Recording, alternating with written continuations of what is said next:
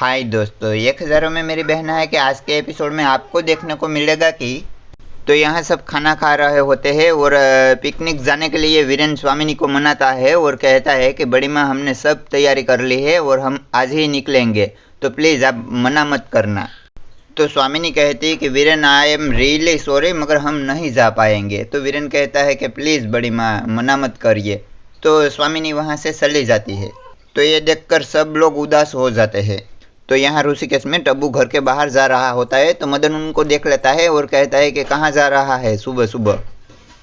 तो टब्बू कहता है कि पापा मैं बाजार जा रहा था न्यूज़पेपर लाने के लिए। तो मदन कहता है कि न्यूज़पेपर तो घर पे आता है ना, तो तू बाजार क्यों जा रहा है। तो टब्बू कहता है कि पापा मैं मॉर्निंग वर्क के लिए जा रहा हूँ, 5 मिनट में आ जाऊँगा, प्रॉमिस। तो मदन उनके साथ झगड़ा करने लगता है और उनका पॉकेट ले लेता है। तो वैसे में उनकी लॉटरी की टिकट नीचे गिर जाती है। तो ये सब लोग देख लेते हैं और मदन वो उठा के पढ़ने लगता है। तो वो लॉटरी की टिकट होती है। तो उनकी वजह से मदन टब्बू को बहुत डांटता है और कहता है कि आज के बाद कभी तू लॉटरी की टिकट मत खरीदना। तो यहाँ दादाजी स्वामिनी को समझाने के लिए उनके पास आते हैं। तो स्वामिनी कहती है कि बापूजी प्लीज़ अब आप हमें मनाने की कोशिश मत करें, क्योंकि करण को खोने का गम हमारे दिल में अभी भी है, एक पल के लिए भी उनको भुला नहीं पाते हैं। तो ऐसे में हम पिकनिक के लिए कैसे जा सकते हैं बापूजी। तो दादाजी स्वामिनी को उनकी माँ के मरने की बात कहते हैं और कहते कि स्वामिनी बेटा तुम्हें याद है तुम्हारी माँ को सेवैया कितनी पसंद थी। घर में जब भी कोई फंक्शन होता था तो सेवैया ज़रूर बनती थी, मगर जब से तुम्हारी माँ का निधन हो गया है तब से मेरे लिए सेवैया खाना तो क्या उसकी तरफ देखा भी नहीं जाता था, क्योंकि मैं जब भी सेवैया देखता था तो तुम्हारी माँ की याद मेरे दिल में ताज़ा हो जाती थी। तो ये सब बातें करके दादाजी स्वामिनी को समझाते हैं। तो ये सब सुनकर स्वामिनी उनके गले लग जाती है। तो यहाँ टब्बू मानवी को कॉल करता है। तो मानवी कॉल उठा के कहते हैं कि मैं तुमको अभी कॉल करके तेरा बैंड ही बजाने वाली थी, और कहते हैं कि तू क्या करने जा रहा था, तू लड़की भगा के ले जा रहा था, और उनको डांटने लगती है। तो टब्बू कहता है कि दी आप मेरी पहले बात तो सुन लीजिए, और कहता है कि आप मेरी बात तो नहीं सुन रही हो और उल्टा मुझे ही डांट रही हो। तो मानवी कहती है कि शुक्र कर अभी मैं वहाँ नहीं हूँ इसलिए मैं तुम्हें डांट रही हूँ, मगर मैं जो वहाँ होती तो तुमको पेड़ के नीचे लटका के इतने जूते मारती कि तेरी कोई भी शक्ल नहीं पहचान सकते। और टब्बू की कोई भी बात नहीं सुनती और कहती कि बीच में डिस्टर्ब मत कर। वो तो अच्छा हुआ तब वहाँ मदन सासू आ गए, वरना पता नहीं तू अभी तक कहाँ इस दुनिया में भटक रहा होता। और मानवी शांत हो जाती है और वो टब्बू को समझाने लगती है। तो ये सब सुनकर टब्बू कहता है ठीक है दी, और वो कॉल काट देता है। तो यहाँ सब पिकनिक में जाने के लिए तैयार होकर बस में बैठ रहे होते हैं। वैसे में वीरेन स्वामिनी को बुलाने जाता है और उनको वो लेके आता है। तो सब लोग बहुत खुश होते हैं और वो पिकनिक के लिए चले जाते हैं। तो यहाँ पिंकी टब्बू के लिए गर्मा गर्म समोसा लेकर आती है और कहती है कि तूने सवेरे से कुछ नाश्ता भी नहीं किया है, तो ये खा ले मेरे बच्चे। तो टब्बू वो समोसा खाने लगता है और पिंकी उनको समझाती है। वैसे में उनकी नज़र समोसे के नीचे रख गए पेपर पर पड़ती है। तो उसमें लॉटरी में जो विजेता हुए थे उनके नंबर दिए गए थे। तो वो नंबर टब्बू 2 बार देख के पढ़ता है। तो यहाँ बस में सभी लोग पिकनिक में जाने की वजह से बहुत खुश होते हैं। तो यहाँ ऐसे टब्बू को देख के पिंकी कहती है कि अरे टब्बू ऐसे अखबार में क्या खोया हुआ है, समोसे खा वरना ठंडे हो जाएंगे। तो टब्बू कहता है कि अरे माँ आप समोसे की छोड़ो, पहले ये बताओ कि मेरा जन्मदिन कब है। तो पिंकी कहती है कि अरे टब्बू तेरा जन्मदिन तो पूरा हिंदुस्तान मनाता है।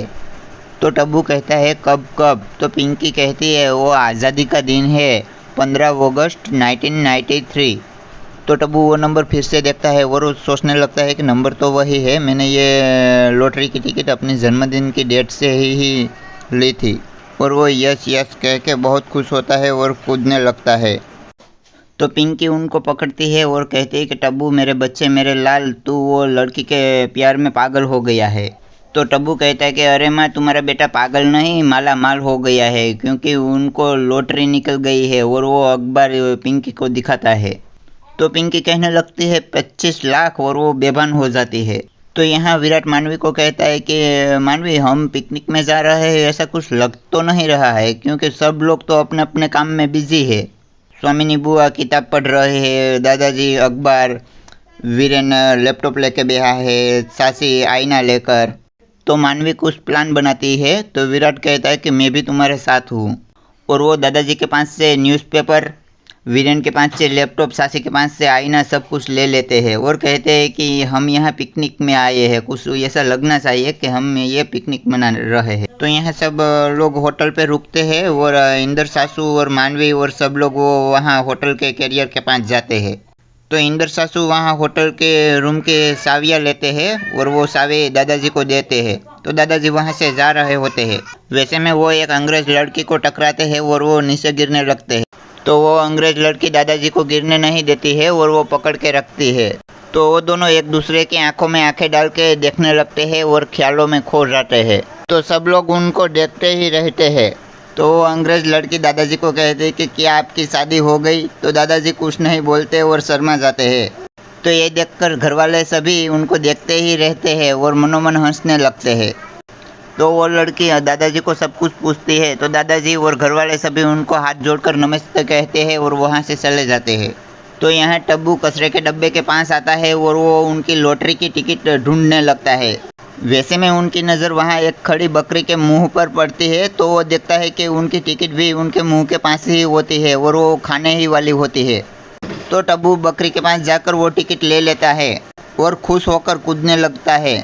तो यहाँ गोरी लड़की ज्योतिषी के पास आकर वो अपनी कुंडली दिखाती है। तो वो ज्योतिषी उनको अपना हाथ दिखाने के लिए कहते हैं। तो वो हाथों में देखकर कहते हैं कि आप लंदन में रहती हो और फैशन डिज़ाइनर हो।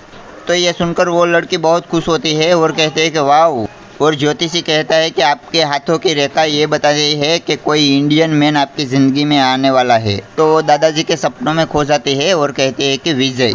और ज्योतिषी को कहती है कि you are great, you are fantastic, और उनको पैसा देती है और वहाँ से चली जाती है।